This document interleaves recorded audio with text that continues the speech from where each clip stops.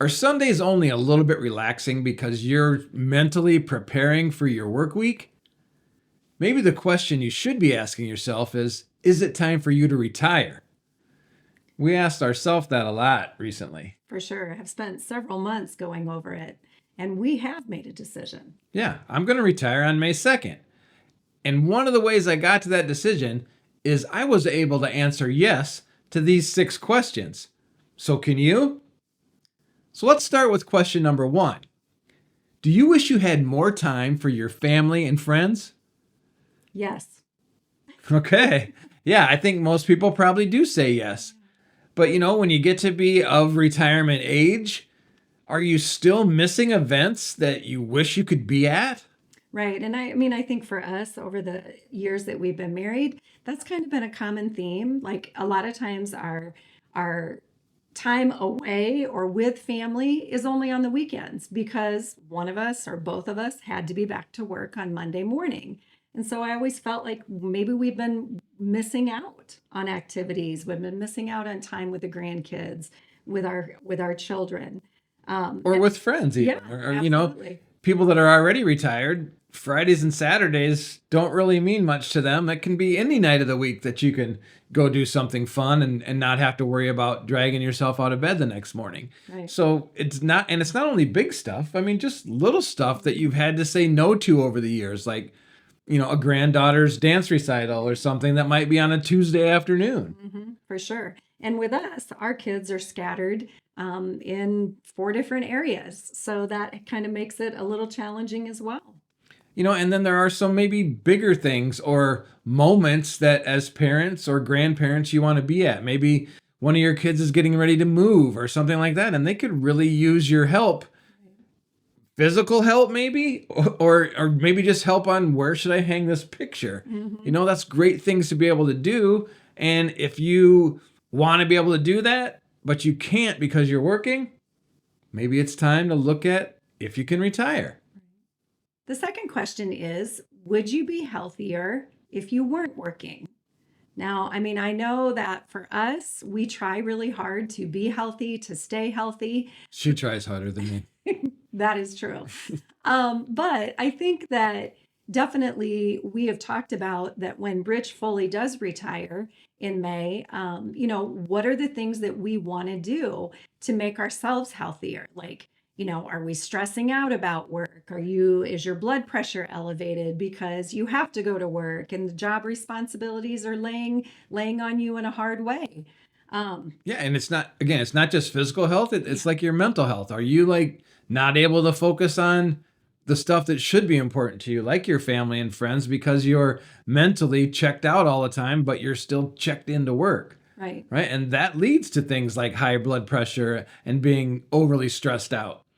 And then on the physical side, one of the things I'm looking forward to is being able to join a gym. Like, I'm not saying that, I mean, tons of people have gym memberships and they're working.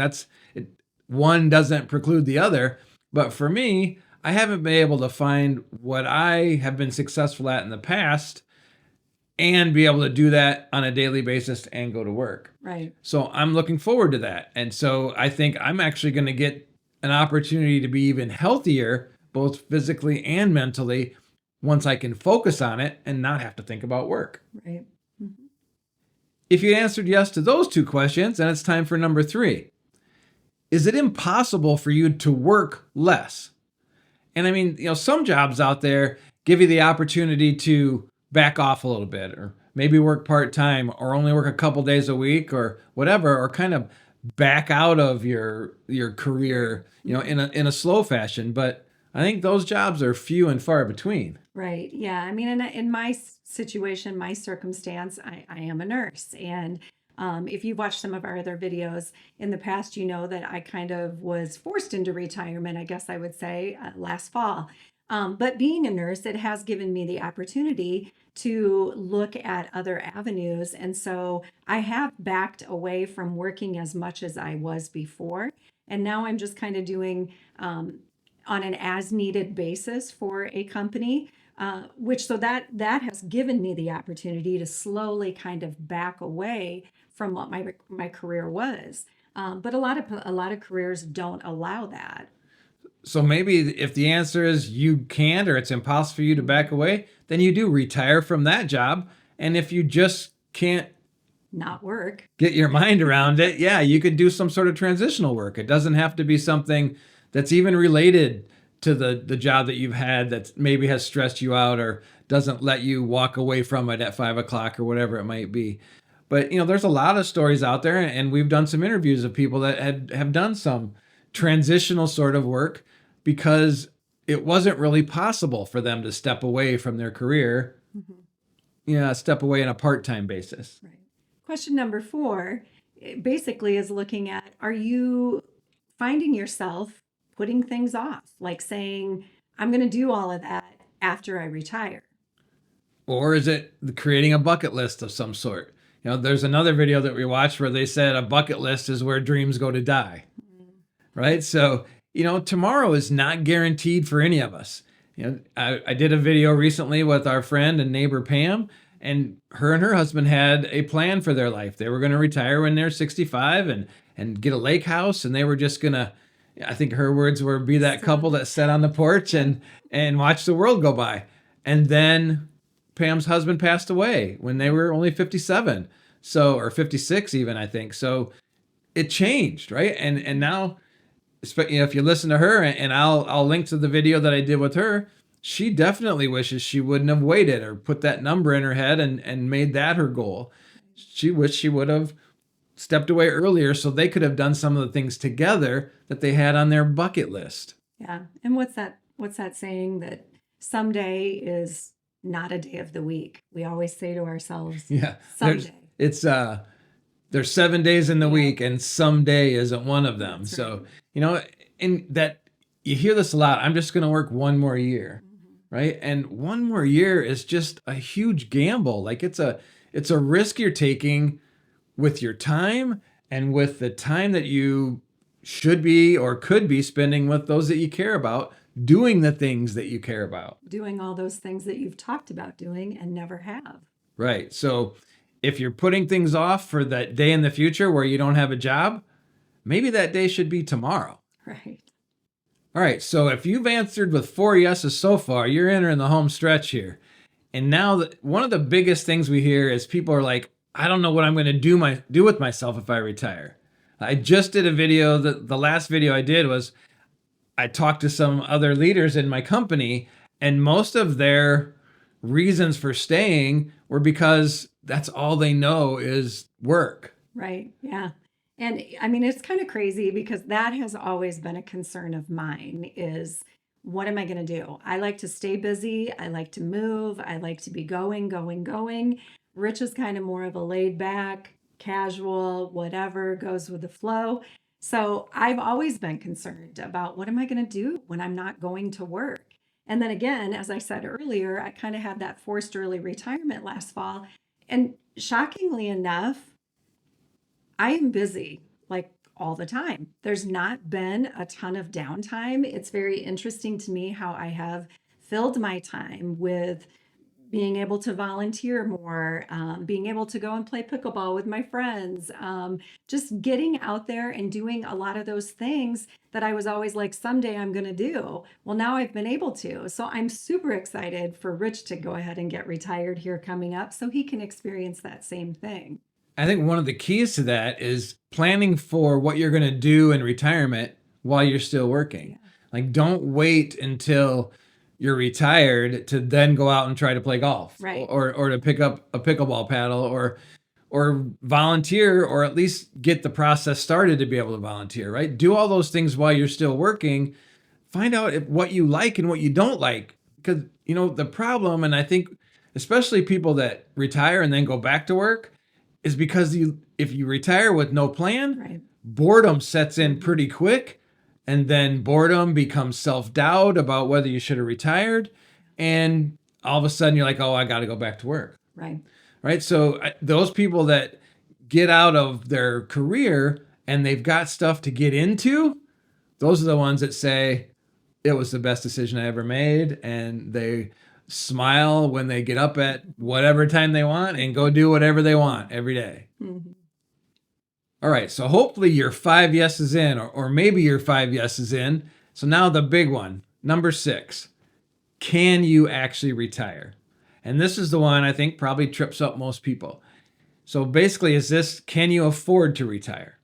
Right? And I think the problem is most people don't know what that number is that they have to have in relationship to, I guess in addition to Social Security, or maybe you have a pension or other streams of income you might have. You don't know what it is that you have to have in savings to be able to walk away from your career. So my suggestion is really go find that professional that you trust that can run those numbers with you. Right. Yeah. And I think that was a big thing for us. We have a really good financial planner. He's been with us for quite some time. And when we kind of started toying around with Rich retiring, we ran everything by him. And it was like, yeah, you guys can do this. So that's a big thing, is having that person that has a lot of knowledge about finances and planning to be able to help you along the way with that. Well, there's a lot of resources out there for you to do it yourself. If you wanna, if we get something in the comments pretty much every time we mention a financial planner that they're in it to make money, and that's true. Mm-hmm. They're going to take a fee, or they're going to get a portion of your growth, or depending on which type of financial advisor you use. So there are a lot of resources out there for you to do it yourself. Whether it's YouTube videos that talk about how to put together a spreadsheet and make sure your budget's ready, all the things, right? But whatever it is, you need to not just assume you don't have enough, but go out and run those numbers, whether you do it or a professional does it, and get an idea of, well, maybe maybe I can actually retire. Right. And I think another part of that too, at least if for us especially, is the insurance part. Can you retire and afford, can you retire early before 65, before Medicare, and be able to afford health insurance? Because that is huge. So, and that's something that we have been researching. Mostly she's been researching. I have been researching. Right. We are continuing to research, and we do have to make a decision about it here pretty soon, within the next 3 or 4 weeks. So, Yeah. I mean, I think at some point we are going to do a video about that and talk about, all the different things that I've looked at, and kind of see if we can help somebody out there to make that decision. But the thing that I have learned is it is affordable. Yes, health insurance is expensive, but you can do it, and you can have good health insurance. And I think the maybe the narrative that's out there is that insurance costs are just outrageous. And don't get me wrong, They are. yeah, it's expensive. But if you have that figured into that number that you need, or if you make that part of your plan, and you go out and find your options, and you find an affordable option that fits into your plan, I guess the big thing is, don't be scared of not having insurance. You can get insurance. Yeah. It just costs money. And if that fits into your plan, don't let the fact that your employer gives you insurance be the thing that keeps you from retiring. Right. So we answered yes to all 6 of those questions, and we're able to say it's time for us to retire. What I would say to those, and I said it in a previous video, is don't get stuck on a number, whether that's age, like I'm not going to retire until I'm 62 or 65 or 67. Or don't get stuck on, I need to have X amount of money, but you've never actually ran the numbers to know what that X is, right? So if you can answer yes to those basic questions that we've just answered, maybe you're already there. Yeah. And for sure, if you've answered yes, go ahead and research it. Like, see about your numbers, see where you're at. I mean, I think our society has been so, I don't know if brainwashed is the right idea, but everybody thinks 65. I need to work until I'm 65. That's like the age. I think that's all about the Medicaid thing, right? Yeah, for sure. Medicare and Medicaid, for sure.